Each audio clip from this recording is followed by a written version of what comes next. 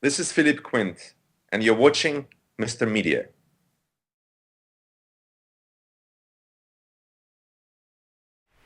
Today on Mr. Media, I'll talk to Esquire magazine editor-at-large and best-selling author A.J. Jacobs.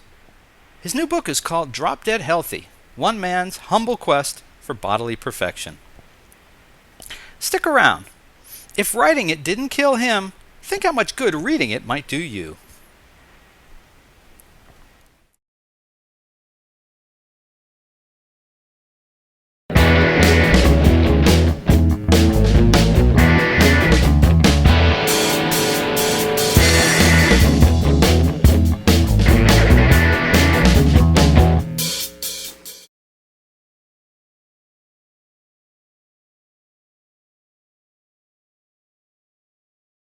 Mr. Media is recorded live before a studio audience of middle-aged Al Bundys who hope we spend the entire interview talking about what it's like to be in the same room with Sofia Vergara in the new media capital of the world, St. Petersburg, Florida.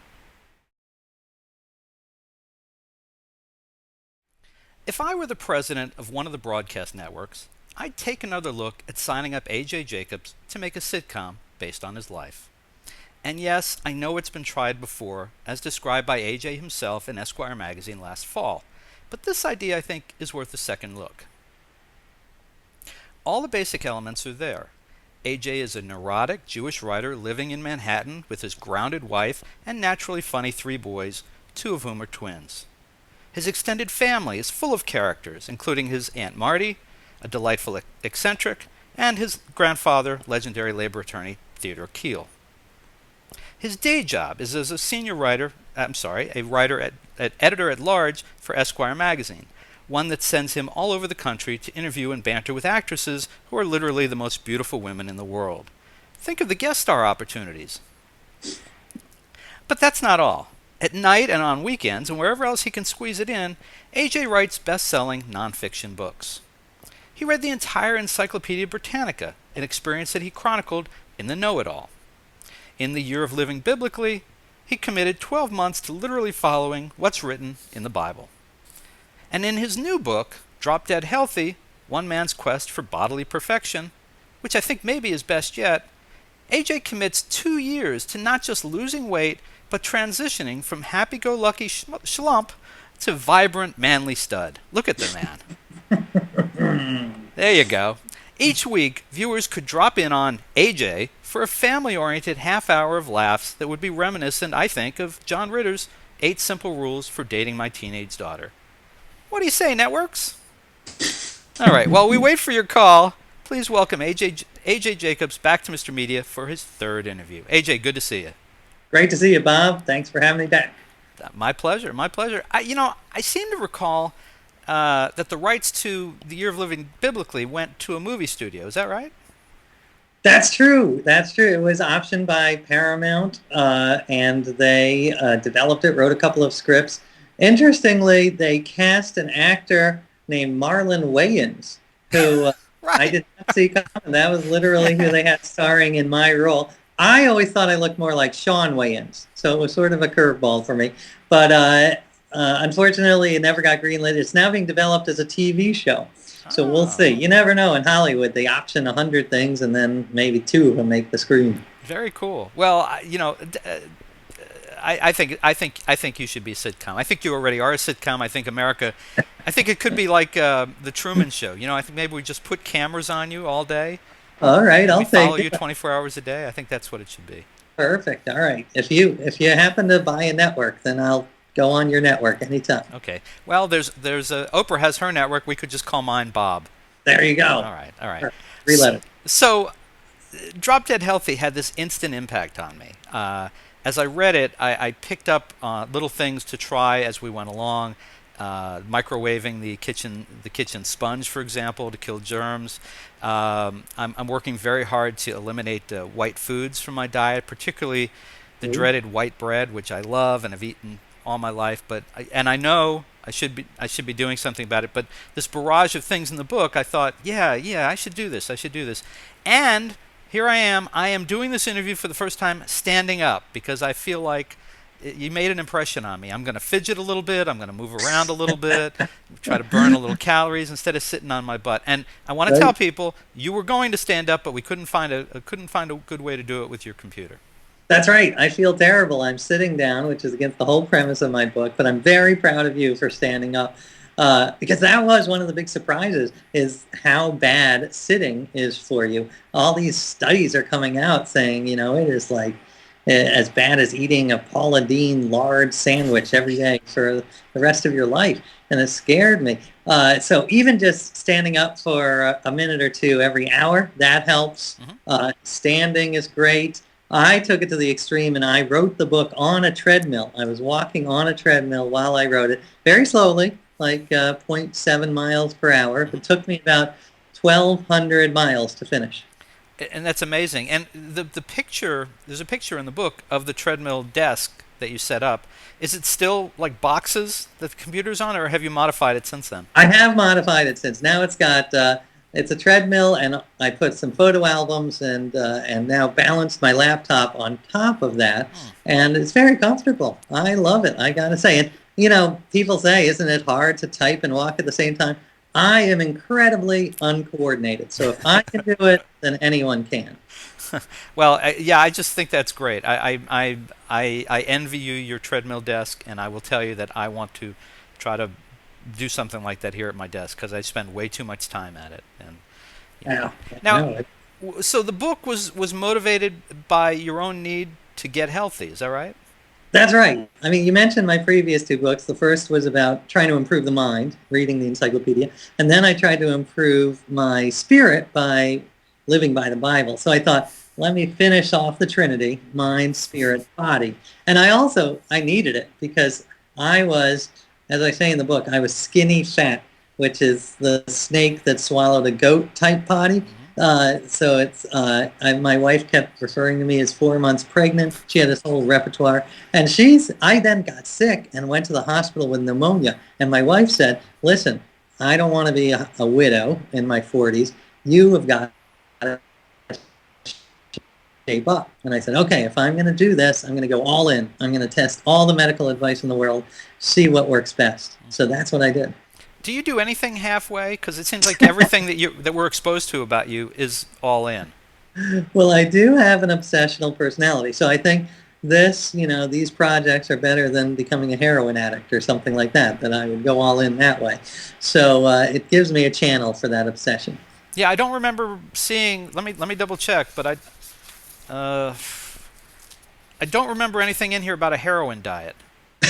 No, I was able to find evidence that coffee is good for you and alcohol in moderation, one Right. drink a day, that's very good for you. But heroin, maybe it has some antioxidants, but I think that overall it probably is not so good for you. I do not recommend that. I see. And with regard to caffeine, really no mention of soda, but you do endorse coffee. Is that you just pushing that all off together, or coffee? Well, yeah, coffee has antioxidants, and also it is good for preventing Alzheimer's and certain types of cancers, bladder cancer, breast cancer. So if you drink too much of it, it's bad for your heart. Sodas, I am not for. Even diet sodas, the studies show that those will make you fat as well. So I have sworn off the sodas. And along that line, you lost, I think it's about 14, 15 pounds on the project? Right, exactly. So I think 16 or 17. But yeah, so I went down from, I think it was 172 to 156. I think hopefully I put on some muscle. I'm not like a Jersey Shore guy, but I hopefully gained a little weight that way. But yeah, I no longer look like I'm pregnant. I've given birth, and I feel much better. I don't want to say I'm the healthiest person alive, because as soon as I say that, I'm going to get rickets or something horrible, because that's the way life works. But I do feel the best I've ever felt, and my energy level is I feel like my energy level has doubled. I've noticed that I do everything. I pretty much, you do everything to obsessive levels. I do everything to moderation. So it's just, and so like if I make a decision, like I cut back soda years ago, I have one soda a day. I have it at lunch early enough in the day so I can, hopefully burn off the results. But Right. that's just the way I do everything. But Well, you know what? That's the healthy approach. Moderation. I mean, that is one of the big lessons. Moderate everything in moderation, including moderation. That's the key part that Oscar Wilde added, because it is healthy sometimes to go out and have a feast with your friends. I mean, being with friends and social connectivity, that's a huge part of being healthy. So it is important, like, on Passover, whatever, it's okay to feast. So everything in moderation, also moderation. I worked on a book a few years ago with a fellow named Jack Groppel. It was called the Corporate Athlete, and the big takeaway from that for me was something he and a lot of people use it, I guess, is the 80-20 rule. 80% of the time, eat decently, look after what you eat, and then 20% of the time, it's not going to kill you to let yourself go, and I'm comfortable with that. I like that. I know that there's a phrase, FI day, where you eat healthily for 6 days, and then once every week you have an FIT day. Oh, that and FIT. that's FID, yeah, FID. So that is, I think I actually like that strategy. Now, one of the other things you did in the book, which I really admire, AJ, is that you talked about the desire to be able to have more sex, but you did what I think is truly the wise thing, and unlike a lot of people, you did not share with us all the intimate details of your sex life, and kept that, for your wife and yourself. Partly that was my wife's decision, who has much better boundaries than I do. So she said, "All right, no, enough. No talk of frequency. You'll let that remain a mystery." Now, the thing you did talk about though was low testosterone level. Now that I was surprised. That was one of the big revelations, is that I had low testosterone, and it happens in all men. We lose about 1% of our testosterone a year, and I said to the doctor, I said, what's wrong with having low testosterone? And he said, well, if you have more testosterone, you'll have a bigger sex drive. And I was like, doctor, I have 3 young kids. What possible good could a higher sex drive have? What outlet would I have for that? But there are other advantages. It increases your energy levels. So I was able to remedy it and bring it up to normal levels. I mean, I'm not at Silvio Berlusconi levels, but I'm right there in the middle. And what was the answer for raising the testosterone? I've read the book, but what was the answer for raising the testosterone? Well, there's natural ways, like a good diet and exercise. Those both will do it. There's sort of the middle route, which is to take something that raises it naturally. It's called Clomid. It's actually a medication used by women for fertility. So if I get pregnant, we'll know why. But that sort of naturally raises it. And then the most artificial way is through testosterone shots, which I did not do. And is your wife able to tell the difference between low T AJ and normal T AJ? I think so. I think it wasn't, luckily it wasn't day and night, so which I think would have alarmed her. But she was okay with me being a little manly, my masculinity inching up just a little. Well, at that, we'll let that one go there. That's not an intentional phrase, but I apologize. What was the most difficult thing for pre-healthy AJ to give up in your diet or your routine? I did love sitting. I used to have a very lovely sedentary life where I sat for 16 hours a day. And that, I actually grew accustomed to not sitting, because once you start walking, it raises your energy level and you don't want to sit as much. So that was nice. But in the beginning, that was very hard. I mean, the food is so difficult because we are evolutionarily designed to love our sugar, fat, and salt. Because those were good in the short term back in the caveman days. Now they're not so good for us in the long term. So that was a real stretch. But I found there are ways to eat healthy and still have it palatable, which I don't think I knew before. Are there some particular foods that you discovered in this process that you've stuck with? I know there's some drinks that you've pushed away from, but yeah, I mean, I I eat mostly the Mediterranean diet, so I eat a lot of vegetables and good fats, salmon and nuts. And I've tricked my kids into thinking that kale chips are sort of like potato chips. So I make kale chips for them all the time, and that seems to work. Wow. Now you also tried some of the drinks, the different flavored drinks, and Right. I did a juice fast, mhm. a 3-day juice fast. I did a cleanse, and I did it with my wife actually, who hated it. Yeah.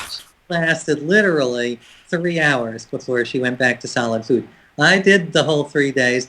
I can't say it was my favorite.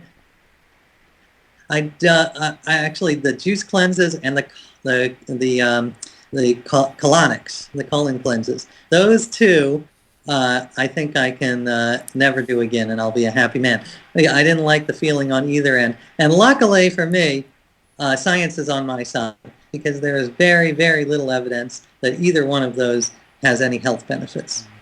And you did an awful lot of. Uh, I'm looking at my cheat sheet here because there was a term I was looking for. But basically, you did a lot of fad diet and exercise programs. A lot of them you kind of wrote off in the book in a paragraph or so. But you did some like the caveman exercise, and you did things with the kids. What's the word? You know, the I haven't had a little kid in a while. You know, the thing that you push the kid in. I can't. The Oh, stroller. right. Yeah. There you go. Yeah, I love trying. That is my MO is to try everything out and see what works. So I tried dozens of workouts, yoga, upside down yoga. As you mentioned, the caveman workout, which I loved because it was so hilarious. This is the idea that we should not be going to the gym because cavemen didn't go to the gym, and our bodies are still designed for cavemen times. So we should be exercising outside in the park. So I went with 5 self-professed cavemen to Central Park, and we took off our shoes and shirts, and we threw boulders, and we climbed on logs, and it was just a hoot. I don't do that regularly. Something that I've taken up on a daily basis, but it was an interesting experience. Now, over the course of your books, we've gotten to know, I kind of mentioned in the introduction, we've gotten to know Aunt Marti, we've gotten to know your grandfather, Theodore Kheel, who, growing up in the New York, New Jersey area, I knew that name instantly. It was That's nice. very impressed there. Was it, I don't want to give anything away about the book about them, but was it ever difficult over this book or the previous books when you would write about them? Did your descriptions of them or anything, did it ever come back to haunt you, or was anyone ever unhappy? They were in the beginning. My first book, people were a little weirded out that I was writing about my family and exposing to the public. But they actually got such good positive feedback that they started to like it. So luckily, that the one thing my Aunt Marti objected to is in my first book. She lived in Berkeley, and she was as Berkeley as they get. She was animal rights. She was a raw food vegan. So at one point she described our then president. Her mother described then President George Bush as a lemon, and my aunt said, "Don't be fruitist, mother." And I wrote that down as soon as I got back to my room because I'm like, that's a classic. And then when it came out in the book, she said, "I didn't really say that." And I said, "Oh, yes, you did." But she was a wonderful woman, and I don't think it's ruining the ending too much because there are other. But it was a really heartbreaking part of my project because she was obsessed with health and she did everything right. She did a lot of exercise, Tai Chi. She ate really healthily, and unfortunately, she contracted leukemia at the end of my project and died quite suddenly. And it just shows that we do have some control, maybe 50% we can control of our health, but then a lot of it is luck of the draw. And so it was almost a memento mori idea, it's like that we're all going to die, so you might as well really try to get the most out of life while you're here. I would completely agree with that. I mean, you don't know if you're going to walk out and a satellite's going to land on you, or you're going to get hit by a bus, or you're going to get struck by leukemia, as happened with Aunt Marti. And so, Right. but you, I mean, you can make sure that you're as healthy and energetic and well prepared for each day as possible, which I took to be the message of the book, basically. Yeah, that is, and also I actually before this I never exercised because I would sort of think of Jim Fixx. You remember Right, him right. and how he founded the modern running movement. And then he died of a heart attack after his daily jog at age 52. And so I would say to myself, what's the point? And I think, though, that I've had a change of mind because there are a couple of points. One is, in general, if you exercise, you live longer. Maybe not everybody, certainly not everybody, Jim Fixx being an example. But also, there are benefits to exercise aside from longevity. You feel better, you're more energetic. It actually helps with the brain. There's a whole bunch of fascinating research about how exercising makes you smarter.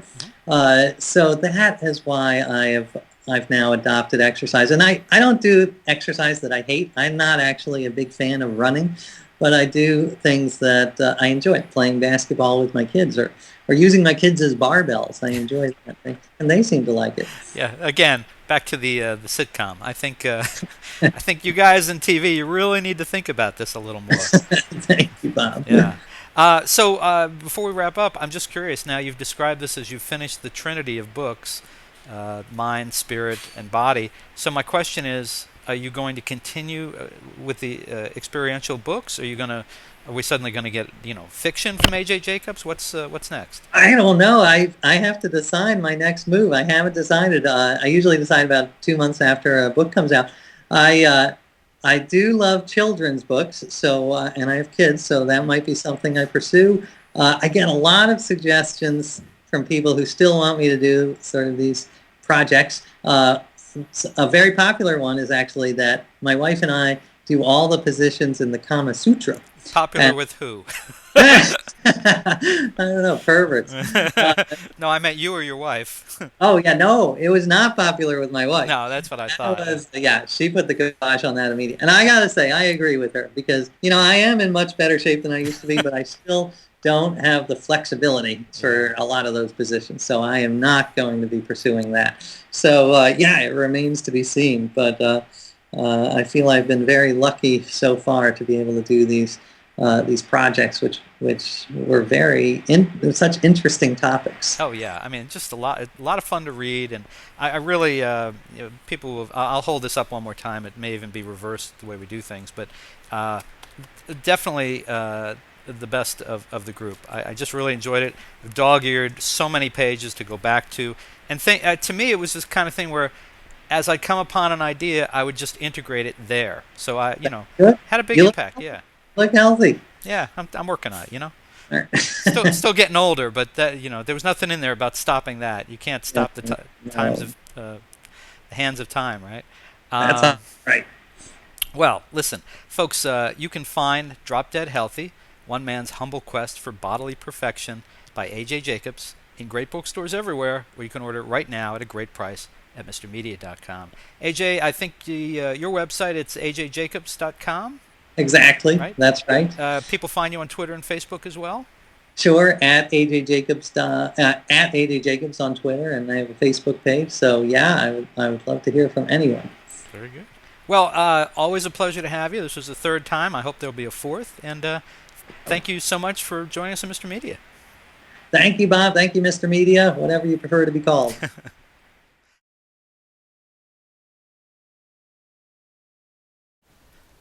For more original interviews, surf over to our main website, mrmedia.com, mrmedia.com. If you've enjoyed today's show, subscribe for free to Mr. Media via email, RSS, or iTunes, and you'll never miss a show. Another good idea, download our new free Mr. Media mobile app in the Android market. You can also listen with a piece of string and a tin can in many parts of the internet. Show your support of Mr. Media by supporting our sponsors, including Audible. To download your free audiobook today, go to audibletrial.com/radio. Again, that's audibletrial.com/radio for your free audiobook. We're also supported by thepartyauthority.us. Call DJ Ira for all your party entertainment needs nationwide at 1-800-DIAL-DJs or visit their website, thepartyauthority.us. If you've got an idea for a guest, a comment on today's show, or would like to advertise on Mr. Media Radio, email me directly at bob@mrmedia.com, mrmedia.com. You can also call our 24-hour listener line at 1-727-498-4711. Some messages may be used in an upcoming show. And unless you live next door to Mr. Media, there may be a toll charge. You can also follow Mr. Media on Facebook, Twitter, or our new YouTube and Vimeo video channels. Thanks so much for joining us today. I always appreciate you sharing a piece of your day with Mr. Media. Thanks for listening. Thanks for watching.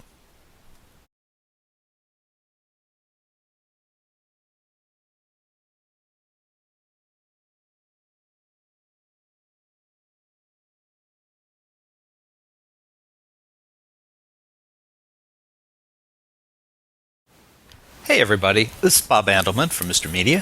First of all, I want to thank you for years of support listening to this show. We're starting our 6th year, it's hard to believe, our 6th year as 2012 starts, and heading towards our 1,000th online podcast, audio and video. It's pretty amazing, frankly. I remember starting it several years ago thinking this will never last. And podcasts, that's as stupid a word as blogging. But here we are, starting our 6th year and heading up to 1,000 interviews. And I want to thank everybody for listening and supporting the show. I also want to tell you that one of the things that's been very helpful for this show is Stitcher Radio. Yes, this is sort of a commercial. Now, there are millions of smartphone apps in the world, but I only use one several times a day, Stitcher Radio. I build my own radio station to listen to broadcast and online shows when I want and in the order I want. CNN News Update, Onion Radio News, WTF with Mark Maron, MSNBC's Morning Joe, Studio 60, the TechCrunch headlines, and of course, Mr. Media. It's free. It works on iPhone, Android, BlackBerry, Palm Pre, and much more. And you can get it for free for yourself. Try it out. I guarantee you're going to love it. Stitcher.com/MRmedia. That's Stitcher.com/Mr. Media. You're going to love it. And thanks again for supporting the show.